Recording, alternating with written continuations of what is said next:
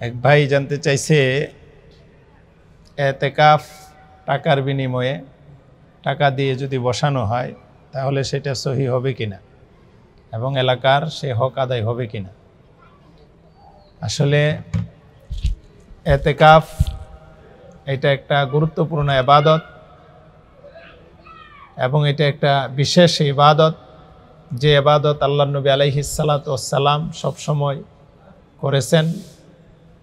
রাসূল সাল্লাল্লাহু আলাইহি সাল্লাম জীবদ্দশায় সবসময় এতেকাফের আমল করেছেন।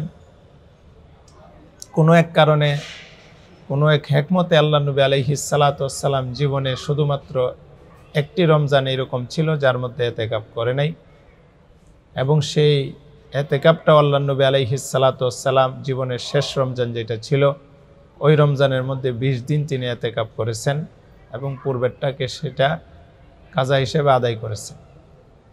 সেই সূত্রে এই এতেকাফ এটা একটা গুরুত্বপূর্ণ এবং বিশেষ ইবাদত। এই ইবাদতের মাধ্যমে বান্দা আল্লাহ পাক রব্বুল আলামিনের নৈকট্যশীল হয় এবং হাদিসে পাকে আসছে কোনো ব্যক্তি যদি একদিন এতেকাফ করে আল্লাহ পাক রব্বুল আলামিন তার মধ্যে এবং জাহান্নামের মধ্যে 3 খন্দক পরিমাণ দূরত্ব সৃষ্টি করে দেন, যে এক খন্দকের পরিমাণ হইল বাইনাস সামাই ওয়াল আরদ, আসমান এবং জমিনের মাঝখান। সুতরাং অতি সহজেই বুঝে আসে এতেকাফ কত গুরুত্বপূর্ণ একটা আমল এবং ইবাদত।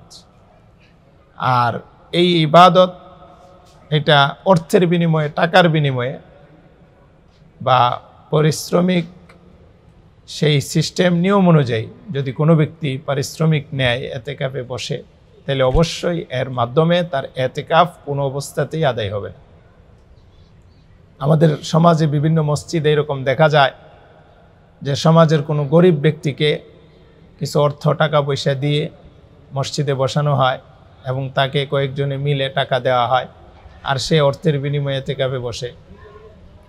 এমনকি এমনও দেখা যায় যে এক এলাকার লোক, সে গরিব, তাকে অন্য এলাকায় ভাড়া করে নেয় অথবা এইভাবে পারিশ্রমিক হিসাবে তাকে নিয়ে মসজিদে এতেকাফে বসানো হয়। তো এর মাধ্যমে শরীয়তের পরিষ্কার মাসালা কোনো অবস্থাতেই সে এতেকাফ আদায় হবে না, বরং এতেকাফ সেটা মহল্লার হক এবং ওই মহল্লা থেকে অবশ্যই কোনো না কোনো ব্যক্তি বসতে হবে। যদি কোনো একজন ব্যক্তিও বসে তাহলে মহল্লার হক সেটা আদায় হবে, আর যদি কেউ না বসে তাহলে পুরা মহল্লাবাসী গুনাহগার হবে। এতেকাফের হুকুম সেটা হলো যে ওয়াজিবে কিফায়া, যেটা অন্য কোনো যে কোনো একজন ব্যক্তির মাধ্যমে গোটা এলাকার হক আদায় হয়ে যাবে। যেরকম জানাজার নামাজের বেলায় ফরজে কিফায়া, সেটা ফরজ, কিন্তু এলাকার কয়েকজন আদায় করলে গোটা এলাকার পক্ষ থেকে আদায় হয়ে যায়। ঠিক তেমনভাবে এতেকাফটাও এলাকার পক্ষ থেকে যে কোনো একজনও যদি আদায় করে তাহলে এলাকার পক্ষ থেকে সেটা আদায় হয়ে যাবে।